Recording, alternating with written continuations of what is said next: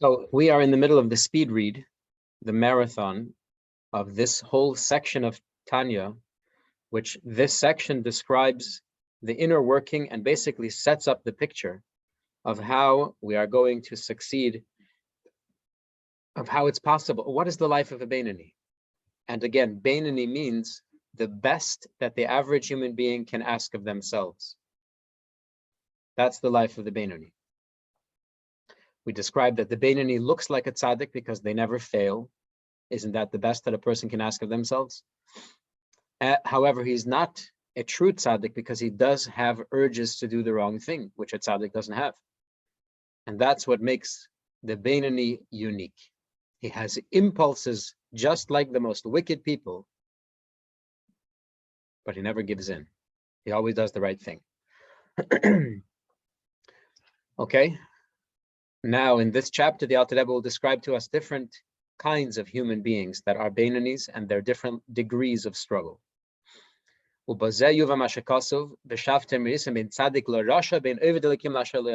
we can understand the verse that says, you will return and see the difference between the righteous man and the wicked man, between he who serves Hashem and he who does not serve him. The difference between one who serves Hashem and the tzaddik is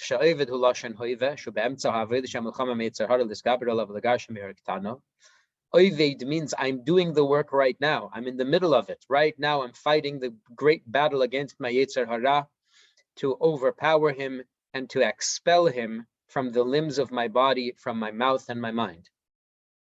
That he should not be allowed to vest his will into the limbs of the body to cause me to sin. That is a tremendous effort and a great amount of work to constantly battle against the Yetzer Hara, the Hainu HaBeinani. That's the life of the Beinani. So the Beinani is the one who is in the middle of his work. Aval HaTzadik nikra Eved Hashem b'shem hatoyar k'meshem chacham memelech shekvar nasa chacham memelech kach zeh kvar ovar v'gomar legamri avid samilcham memora ad shevigar sheyu vayilach lev li b'chol b'kirvei. Whereas the Tzadik has already finished that work. He's called Tzadik like one who is an Eved Hashem. He's called Eved Hashem, the servant. Not the one who is serving Hashem, that's the Beinani. The Tzaddik is the servant of Hashem. Just like the wise man is not called Talmid Chacham, he's called just Chacham. Because right now he's not working to gain knowledge, he is knowledgeable. Or a king, he is not rising to be the king, he is already the king. So too the Tzaddik, he's not working towards perfect service of Hashem, he has already achieved it. And therefore he's called Eved Hashem as a title, as opposed to Oived Hashem as an adjective, one who is now serving Hashem. He has overcome his Yetzer Hara, his heart is empty inside of him, there is no urge to evil inside his heart. Ubeinani, that's the difference between the Beinani and the Tzaddik. Beinanis get to be called those who are serving Hashem, and the Tzaddik is simply called the servants of Hashem. But in the Beinani itself, there are different degrees of how hard you have to work. You can also find among the Beinanis those that are working hard to serve Hashem and those that are not working. And even those who are not working, they're still not wicked.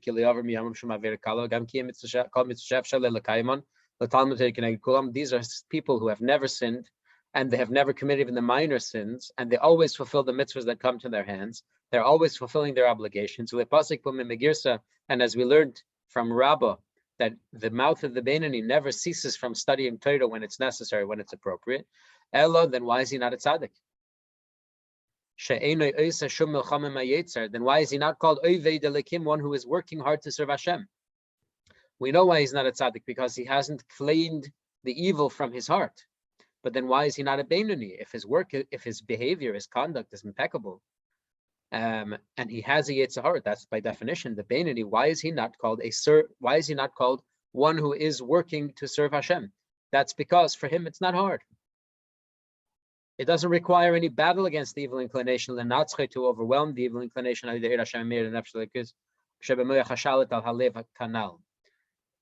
It doesn't take any work to inspire a love for Hashem based on meditation, to quiet and to gain control over the impulses of his heart. How come this guy doesn't have to work hard? Because by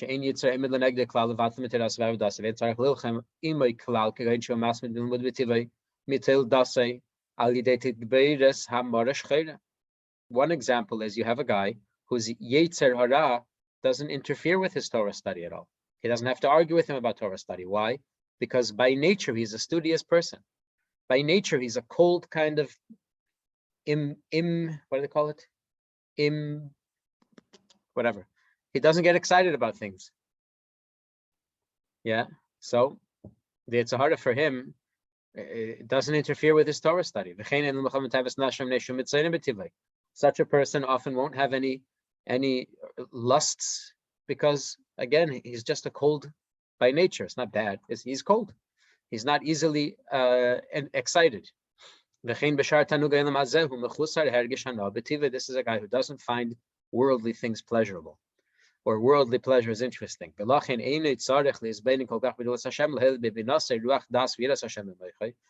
he doesn't have to work hard to inspire a love and an interest in godliness and in holiness in order to help overwhelm his Yetzer Hara, to protect him from transgression, or he doesn't have to work up a lot of enthusiasm to love Hashem. He doesn't have to spend a lot of time meditating in order to appreciate Hashem, in order to help him fulfill the mitzvahs, and especially to learn Torah. This guy doesn't have to work.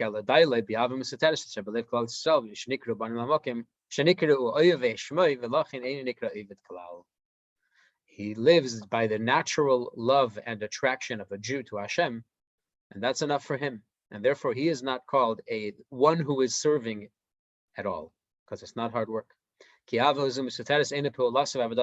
This natural attraction of a Jew to Hashem, he didn't earn it. He didn't work for it. It's not his accomplishment. As we will explain later, and the Alter Rebbe is going to get into this a lot later on, it's in our Jewish DNA that a Jew naturally loves and yearns for a connection with Hashem. Since he didn't work hard for it, he doesn't get to be called one who is serving Hashem. The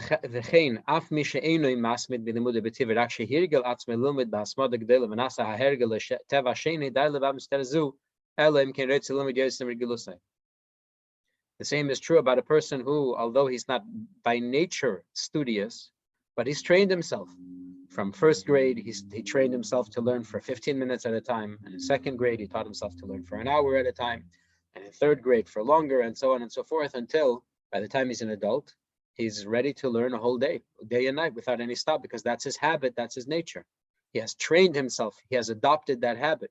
And then he also can survive just by the latent, natural attraction that a Jew has for Hashem, unless he wants to do more than what is his habit.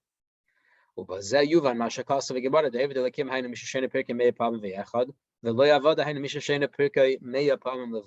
we can understand what the Gemara says, that one who is serving Hashem is one who studies his portion 101 times. Whereas if you only studied 100 times, then you're not one who serves Hashem. Why? That's because is called Perek Mea Pamim. In those days, the practice was every student would study every portion 100 times. The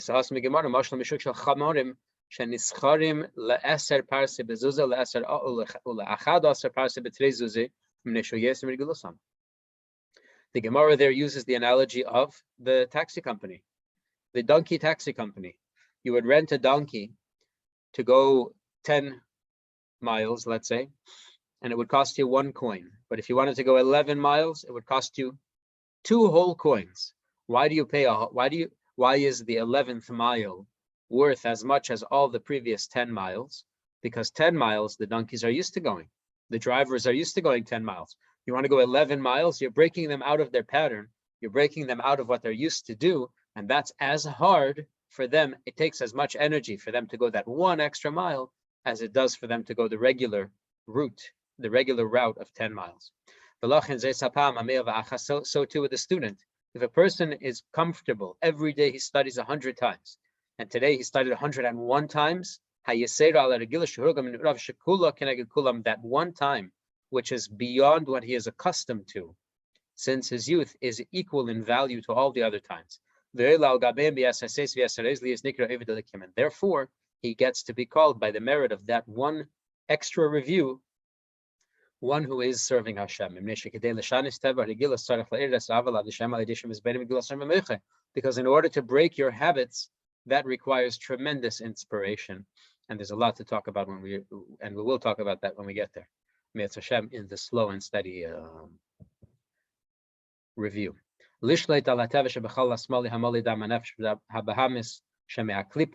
It takes a lot of effort and inspiration to overcome the impulse, the natural inclination of your animal soul to just do what you're used to and to stay in your comfort zone. And for a Beinoni, just overcoming, just going beyond what you are comfortable for. How? By inspiring a sense of love and appreciation for Hashem in your heart, to silence and to control the impulses of the animal soul. That for a Beinoni is perfect service of Hashem. And he gets to be called one who is serving Hashem. Another thing that he can do is, he can, let's say he's a person who is cold by nature. We're still talking about the same guy. Naturally assiduous, or he has good habits. Assiduous? Naturally studious, or he has good habits. How can he become a servant of Hashem? Well, he can push beyond his habits. Or, even though he doesn't need the love and fear of Hashem burning in his heart consciously in order to control his behavior, still he could work up through contemplation of the greatness of Hashem, a true love and fear of Hashem in his heart, and then use that to control his nature, even though he doesn't need the help.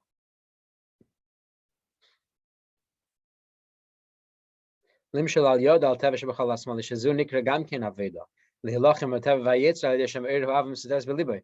by inspiring a love for Hashem, that is a fight against the Yetzer Hara, because the Yetzer Hara doesn't love Hashem. The Yetzer Hara loves itself. And when the Beinoni, who doesn't need the inspiration and the warmth and the love and the reverence for Hashem consciously in his heart in order to control his behavior, but just working up a feeling of reverence and love for Hashem is in and of itself an exceptional step for the Beinoni, and that would also be called hard work. Whereas a Beinoni who has no fight whatsoever, then all of his accomplishments is not where he's relying on his habit or on his cold nature, and not on the efforts that he puts in. That's not going to be called his work at all. That is chapter 15, describing the different approaches to successful service of Hashem that the Beinoni has available to him or her. And now the Alter Rebbe boils it down as we are coming to the end of the discussion of the Beinoni, and we are going to wrap up the first avenue of how the Beinoni can achieve, how the average human being can achieve a perfect record of service to Hashem, expressed in the verse that the Tanya opened with. The Tanya opened with a verse when Moshe Rabbeinu says to the Jewish people before he passed away. He says, "V'hinei Hashem nitzav olav." Behold, Moshe Rabbeinu says to the Jewish people, "Ki karei ve'lecha hadavar me'od." Behold, the matter of serving Hashem is very, very near to you. Beficha, in your mouth, uvilvavcha, and in your heart, la'asosei, to do it. And the Alter Rebbe's question is, how exactly is it very, very easy, very, very near to you? Very near to you means like it's so simple. It's almost by nature that a Jew serves Hashem perfectly. But that's not our experience. Our experience is that it's a tremendous challenge. Certainly, okay, to love Hashem with your mouth, meaning you only say good things, okay, maybe that's pretty simple. It's a challenge, but it's doable. To love Hashem in doing it, serve Hashem in your action, also doable. To love Hashem, to serve Hashem properly in your heart is near to you. That has not been our experience. And that's the Alter Rebbe's question. And that's why the Alter Rebbe is describing the optimal service of Hashem for the average human being. And the Alter Rebbe will provide us with two avenues. The one we are about to conclude, and the one that we are going to start learning in chapter 18. The one we are about to conclude means that the Beinoni is capable of serving Hashem successfully and completely with love and reverence because the Beinoni has brains. If you have brains, you can contemplate. If you have brains, you can choose what to focus your thoughts on. And if you can choose what to focus your thoughts on, you can inspire yourself by contemplating the greatness of Hashem. By learning to appreciate Hashem, you can work up a feeling of a love and reverence for Hashem, and you can be successful. And that is the avenue that we are going to conclude here in chapters 16 and 17. This is the general principle in the life of the average human being who wants to do the very, very best that they can do in the service of Hashem. The goal is you just have to overpower and control the natural urge, the natural force in your heart, in the left side of the heart, which is the home of the Yetzer Hara,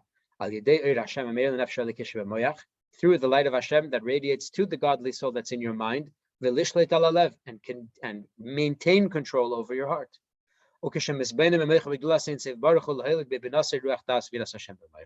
And when you contemplate the greatness of Hashem in your mind, and from there you develop an appreciation of Hashem in your mind, and a reverence for Hashem in your mind, and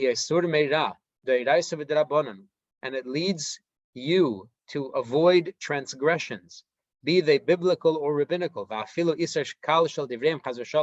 It even helps you to avoid the slightest infraction against rabbinical ordinances, against rabbinical decrees.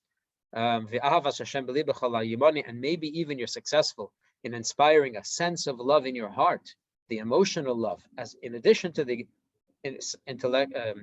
intellectual appreciation. If you're able to work out the actual physical love, that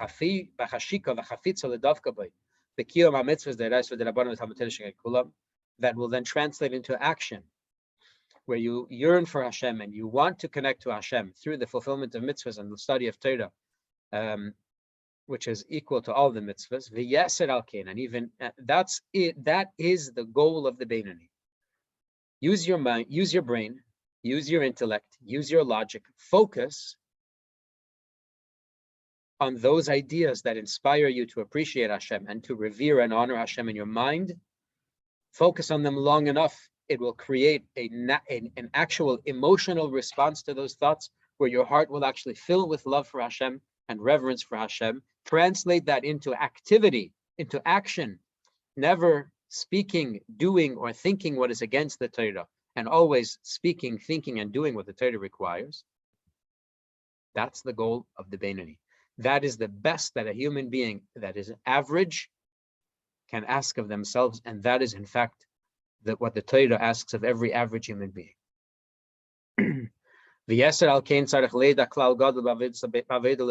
another principle that a Beinoni must know.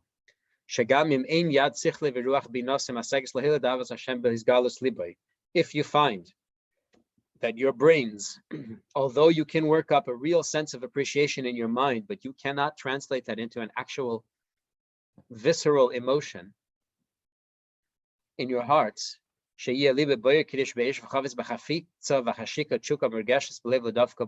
just can't, it just doesn't, it's not working. Your heart's not lighting up with yearning and a desire to connect to Hashem. Instead, the love remains hidden in your brain as appreciation, and in the hidden places of your heart, where the brain and the heart connect to each other. The Alter Rebbe will describe it to us later. There is a place where the emotion, where the command for an emotion enters the heart, but if it's not nourished and developed in the heart, it will remain hidden. Then this love and appreciation, the appreciation that you have for Hashem in your mind, doesn't translate into actual emotion in your heart. Why is that? I'm working, I daven every morning, and of course, in Chassidus, again, davening means contemplating the greatness of Hashem. Let's say I don't daven every morning properly, but I daven on Shabbos properly. I spend the time to think about the greatness of Hashem, to work up an emotional connection with Hashem, and it's not working, I don't feel it. Says the Alter Rebbe,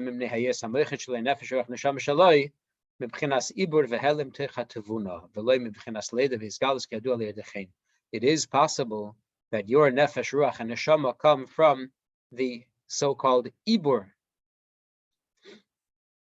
and concealment within the supernal understanding, and not from the stage of Leida, birth, and revelation, as is known to the students of Kabbalah. There are two stages in the production of the soul. One of them, one stage is where the soul and all its powers are in a hidden state. Yeah, they're in the fetal state where it's not all revealed and shown and properly developed. And then there is the birth state when the product is fully developed and revealed. Some of us have souls wherein our greatest powers will always remain folded away, tucked away, and hidden. That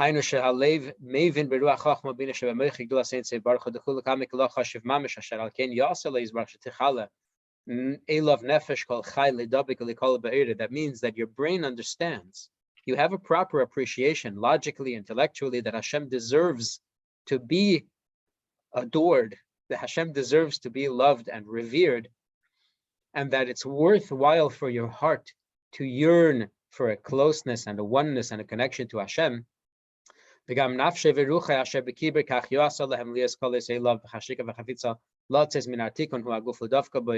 Also, you realize that it would be fitting for your soul to burn up with yearning for Hashem, for an attachment and closeness to Hashem, because that is their redemption. That is their freedom from their enslavement, from their captivity in the body's world.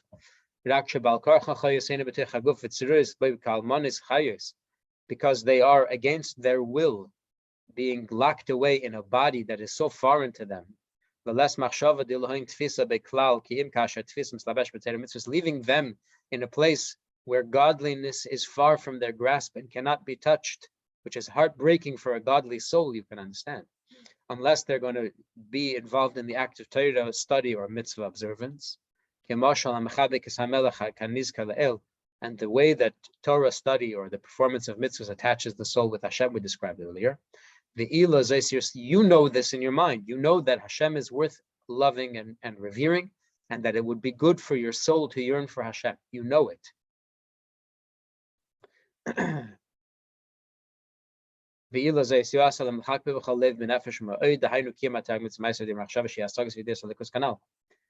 It's worthwhile for you to love Hashem with your heart and yearn for Hashem with your soul.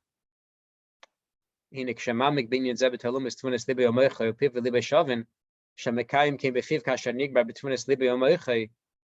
when you are contemplating these matters in the depths of your mind and in the depths of your heart and soul and intellect, and you behave according to this realization, that your behavior is also, it should act as a channel for translating these conclusions into real emotion and into real feelings. Meaning, that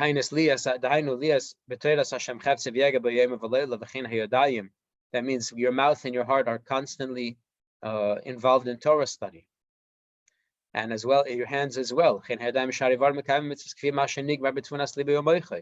Your hands are and your feet are also fulfilling mitzvahs according to the realization that you came to in your mind.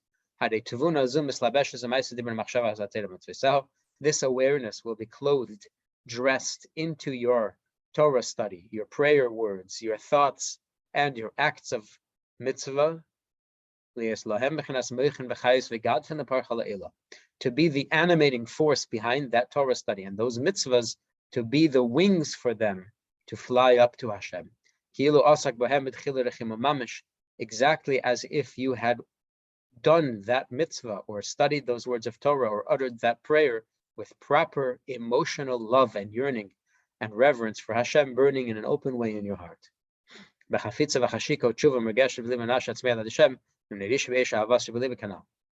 we just said. What is this idea of things flying up to Hashem? The mitzvah needs wings to fly. The answer is, the Zohar teaches, as well as the Gemara, that a mitzvah that is done with love and reverence of Hashem flies, arises up to heaven, different levels, we'll learn about it later. But if there's no love and reverence, then the mitzvah just stays here. As the story goes, the Baal Shem Tov came to a a little shul in a little village. I don't know if either one of them was actually little. The Baal Shem Tov came to a shul and stopped at the door and said, "This room is full of prayer. There's no more room in here. We can't go in." And they said, "A room full of prayer sounds nice." And the Baal Shem Tov says, "No, it means that all of these prayers were uttered, but never given wings. That means they were said without love and fear of Hashem. A prayer that's said without love and fear of Hashem doesn't fly. It doesn't go up. It stays on earth." Same thing with the mitzvahs. A mitzvah needs love and fear in order to fly up and touch Hashem and reach Hashem and cause a union with Hashem. So this realization that you come to, although it doesn't translate into actual love and fear in your heart, but since it is translated into good behavior, Torah behavior, it is the reason why you are engaged in that behavior, because you decided that this is going to be the reason why you're involved in Torah study and mitzvah observance, then the realization is enough to animate the mitzvah and to act as wings for the mitzvah, that it should fly up to whichever level you deserve.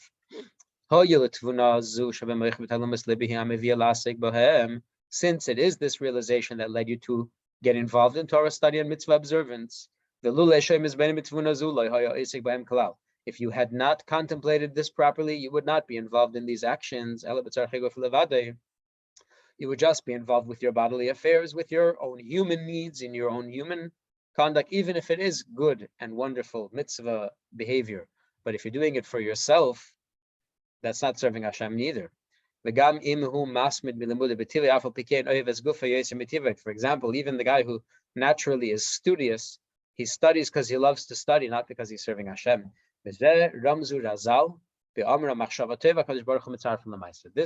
the sages indicated, they hinted to this interaction, the interplay between your good logical conclusions and how they and the Torah study and mitzvah observance that come from those intellectual conclusions,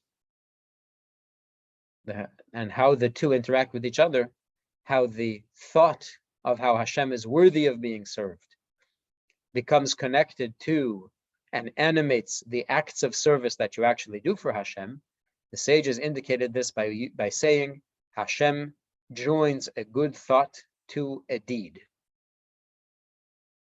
Joins a good thought to a deed. Would have made more sense for the sages to say, a good thought, Hashem considers it as though you had done it. It doesn't say that. It says Hashem attaches a good thought to a deed. The explanation is, the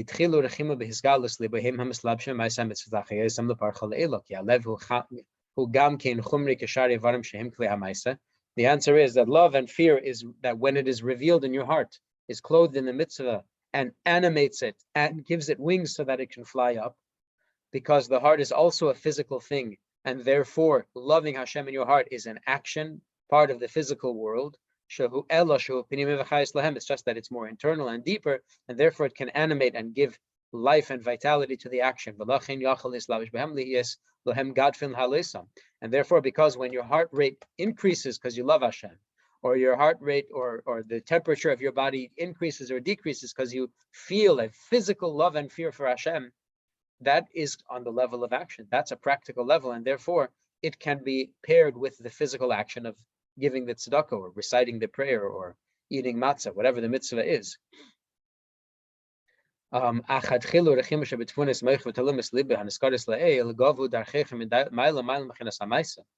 intellectual conclusions generally don't relate well with physical actions. They're not of the same stuff. They're not of the same realm. And therefore, generally, they don't relate to each other. It's impossible for intellectual conclusions to animate a physical action, to be the internal driving force of a physical action, because intellect is far removed from action. Were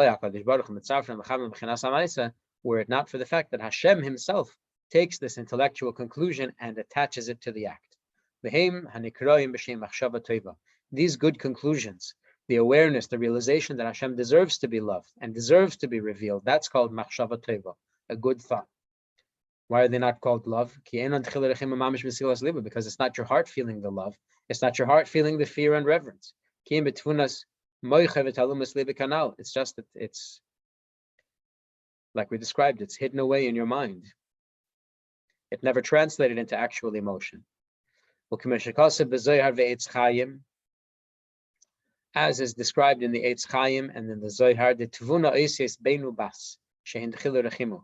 Tevuna, this place where we're describing that the love got stuck, it didn't translate into visceral, open love as an emotion in the person's heart.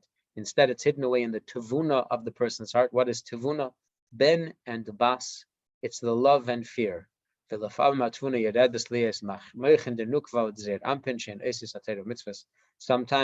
Tevuna, which is really the link, that's the point of connection between intellect and emotion. Sometimes it will go and be translated into proper emotions.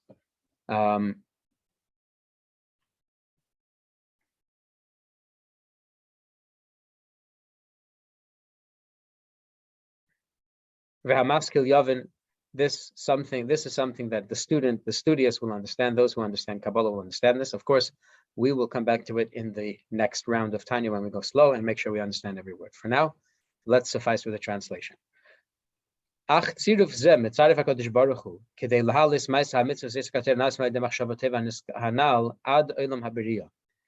high, how successful is the flight of a mitzvah that is done without any animation, without any love and fear driving them.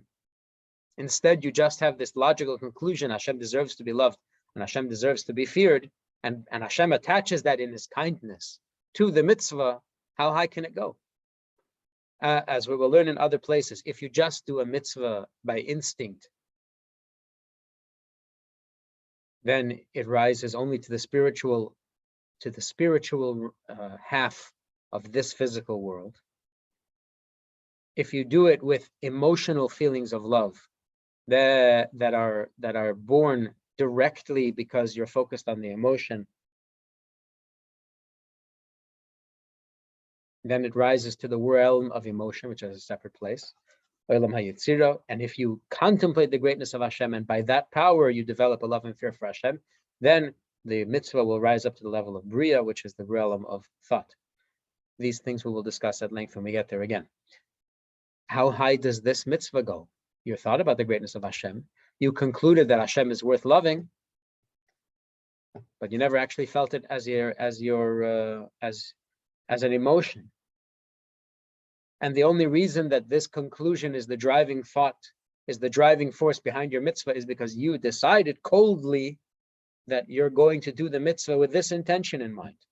And then it was only because Hashem, in his kindness, attaches that intention to this action that it actually becomes a pair, and that it actually animates the mitzvah and allows it to fly up. How high will it fly? And the answer is to Olam Habriya, the world of thought. Which is the same as if you had developed a proper love and fear in your heart because of your contemplation and meditation.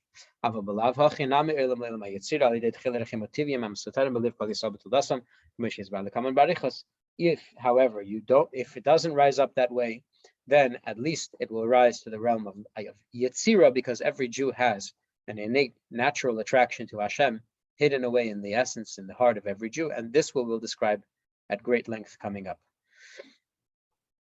The Beinoni, what's the value of his work? The value of his work is to realize, if you are successful in controlling your conduct and making sure that your mind, mouth, and actions and limbs are free of sin and free of impurity, you are a success. How valuable? Well, if you are using your brain to develop an appreciation for Hashem, then your mitzvahs are as valuable as one whose heart is on fire with love for Hashem. That's what the Alter Rebbe taught us. Keep working, but maybe it's just not meant for you. Maybe it's just not meant to be. Maybe you're not the kind of person who's supposed to burn up with love and yearning for Hashem. You're just supposed to acknowledge in your mind that Hashem is worth serving, and your job is to go about the task of doing the service. And now to close up this segment of Tanya, the Alter Rebbe brings us back to some of the questions that were asked in chapter 1. Now we can understand the pasuk, the verse in the Torah upon which the whole Tanya is based. This matter is very near to you in your mouth and in your heart to do it. We had several questions. How could it be that that serving Hashem with your heart is a simple thing? And most of all, very simple? How could it be very simple? You would think that to serve Hashem with your heart, a simple thing, that's not our experience. And the Torah is forever, so you can't say that it's an easy thing for Moshe Rabbeinu's generation, but not for us. No. Moshe Rabbeinu said it to us, that it's a very simple thing for us to serve Hashem with our hearts. How can it be that it's near? It's very, very difficult to transform your heart from being passionate about worldly things and make it passionate about Hashem. The Gemara itself says this argument, revering Hashem, fearing Hashem is a small thing. It's a huge thing. The kol shekein ahava, fear is easier to generate than love. And Moshe Rabbeinu is suggesting that to love Hashem is a simple thing for every Jew. Also, we are told that only those unique individuals, the tzaddikim, their hearts are in their own controls. They determine, they dictate what their hearts will be passionate about. We, average human beings, we are subject to the whims and folly of our animal souls. And we can't change that. We're not tzaddikim. Well, the answer is the la'asoisai. Based on the principle that was presented in chapter 16 just before, where the goal of the average human being, the best that he can ask of himself or herself, is to do what Hashem wants and not do what Hashem doesn't want by the power of at least realization of Hashem's deservingness of being served, and if you're lucky, even to do the work of serving with a little feeling of love for Hashem in your heart. La'asoisei, to get it done. That means how much love do you have to generate in order to be a success as an average human being? Enough to manage your behavior. That's all. For some people, that's going to be the love that's hidden away in the deep recesses of your heart. Even if it doesn't open and burn in your heart like an actual emotion.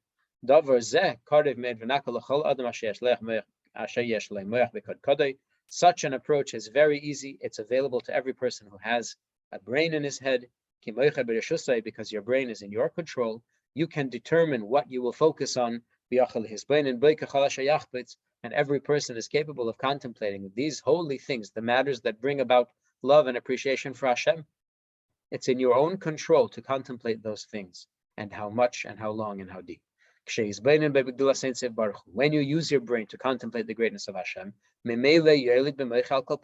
you will find, at least in your mind, an attraction to Hashem, a love for Hashem, an appreciation for Hashem, and a desire to cleave to Hashem through the fulfillment of Torah and mitzvahs. And this is the whole work of the average human being. Because this world is all about what you do. This life is not about what you feel as much as it is how you are acting, how you are conducting yourself. The verse says, today is for doing. Today is a reference to this physical world. What's tomorrow? Tomorrow is the world to come. That's for the reward. That's where you'll sit and delight in the radiance of Hashem's holy presence. Today, it's not so much about what you feel. This life is not about so much how you feel. It's what you do. Just in case you don't remember from the earlier chapters, the Alter Rebbe reminds, your mind, your thoughts, they have the power over your heart by your very nature. Your brain, your awareness controls your conduct all the time, and it's a natural thing. You don't have to develop it. It's not a skill that you have to build. Shalit b'tiv v'tildaseg al chal lasmal shebalev al piv al kol evarim shem kol ha'maisa. For example,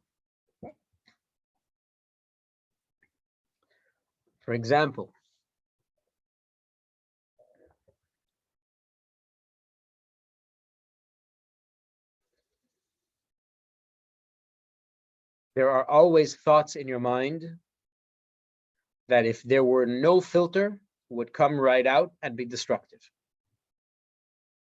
And yet, you never say them. When you're young, you didn't say them. When you're in the middle of your life, when you were in the middle life of you didn't say them. And when you are very, very old, with Hashem's help, as long as you have your mind still with you, you won't say them. There are things that sometimes you have the impulse to do and you don't do them. When you're young, you didn't do them. When you're in middle age, you didn't do them. And when you're old, you won't do them. Because it's part of your natural ability that your brain controls what you do, what you say, and even, says the Alter Rebbe, what you think.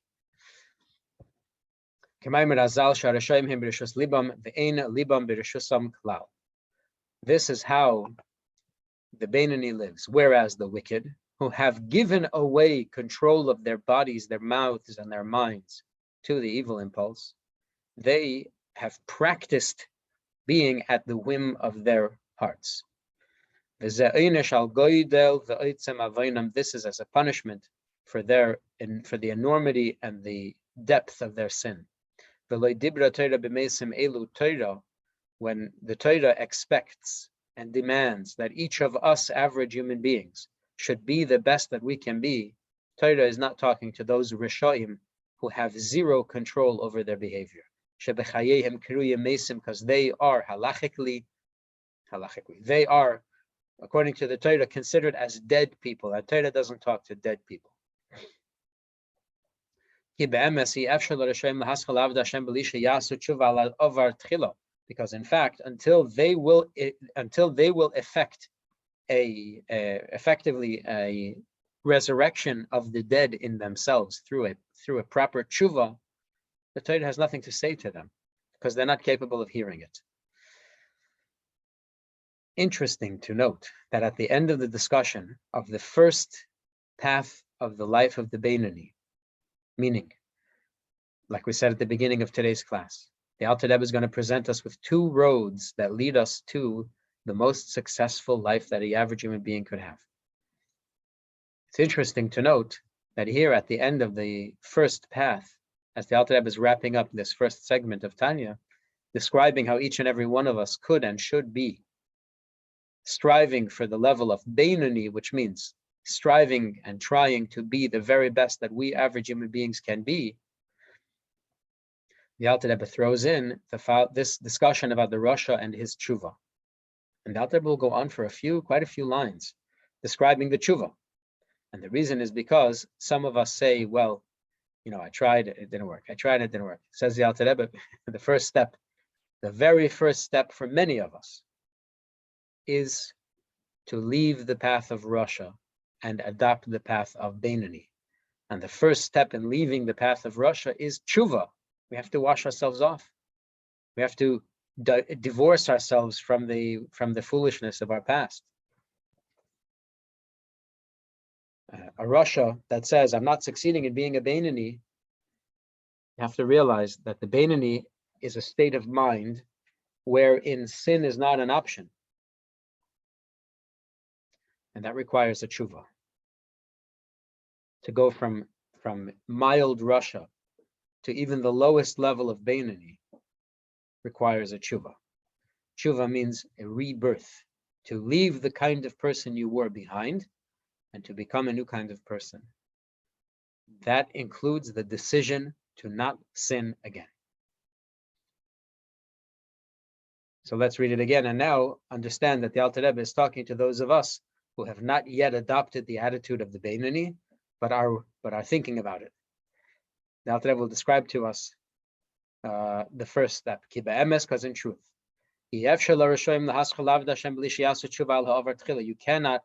a Rasha cannot adopt the path of the Beinoni, the service of the Beinoni, without having done tshuva first, over his past. To smash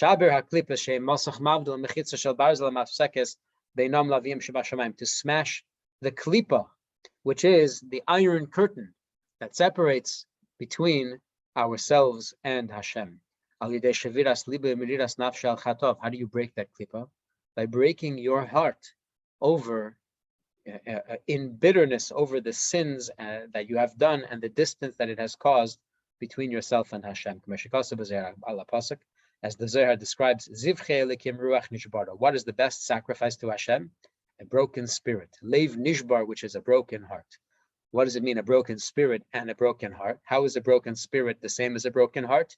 Leiv nishbar, because through the broken heart, nishbar ruach hatum, the sitra achra, the spirit of evil of the opposition side, is also broken. Ayin Sham Pashas Pinchas Daf Reish Mem Pashas Vayikra Daf Ches V'Daf Hevi Amud Aleph U'Bepirush Harav Moshe Zakut Sham. See there for more commentary. V'hi Bechinas Tshuva Tato. What kind of tshuva is demanded of us at this point? The lowest level. Lahalis Hei Tato, just to put the life that Hashem invested into your body, to return it to Hashem, to put it back in its proper place, because Hashem, as the Alter Rebbe describes in the letters of tshuva at the end of Tanya, a person is invested with life from Hashem, the hay from Hashem's name, and a person uses that energy to do something that's against Hashem's will. He breaks away the hay of Hashem's own name from Hashem's name, and tshuva means put it back. Use the life that Hashem gave you to do Hashem's will. Because temporarily, when the Beinoni sinned, when the average human being sins, then the life that was invested into his or her body has fallen into the hands of the opposition of holiness, impurity. That means that the Shekhinah itself, Hashem's very presence, is in captivity among the forces of unholiness because of our behavior. As it says that the Chemaimer Hazal, the sages taught, Golu le'Edem, when the Jewish people were exiled into Edom, Shekhinah imohem, the Shekhinah went with them. The Hainuk she'adam esa ma'isa Edom, amerid amamshach l'sham b'chinas v'nitzis alikos amachayas nefshirach l'shem shaloi, am l'bashim b'y menefsha b'hamis ma'klib she'b'chalol she'belibi she'b'chal asmali amalechas oid boy b'yoyde rasha mishalis b'riktana shaloi. That means when a person acts in a manner that is not fit for a Jew, who contains in him or her a spark of godliness, that is his divine soul, that divine soul necessarily is clothed in the animal soul. The animal soul comes from the forces of unholiness. And when a person acts in a manner of unholiness, because he still finds himself on the level of Rasha, nefesh ruach neshama kavushim b'goyla hatzlah, he has cast his divine soul, nefesh ruach neshama, into captivity in his body or her body under the control of unholiness, of impurity. Tshuva effects the release of that spirit of Hashem, that spark of holiness that is your soul. But when a person's heart is broken over this state of affairs, at which point the spirit of unholiness, the spirit of tumah and the opposition is weakened and are dispersed, then the soul of the person, the life that Hashem invested in your body, is able to rise again and take its proper place at the end of Hashem's name, being part of the oneness of Hashem, the final hay of Hashem's name. Commission is Bari Makim Achar. All this will be explained elsewhere. Thus, we have concluded the very second segment of Tanya. The first segment of Tanya, chapters 1 through 9, told us about the inner workings of the human being. We were introduced to Tzaddik, Rasha, and Beinoni. We had a good study of holiness and unholiness. That was section A. Section B was the study of the internal conflict that takes place in the life of the Beinoni and how we could be successful by using our heads. Me'etz Hashem, we will go through these chapters a second time, beginning from chapter 9. Yes, beginning from chapter 9 through chapter 17, we will pick apart every sentence, every phrase, and see what we can see in terms of light and guidance for our service of Hashem. We who are average and have a lot to learn from these chapters of Tanya. Thank you for joining. We're turning off the recording and we welcome any and all questions.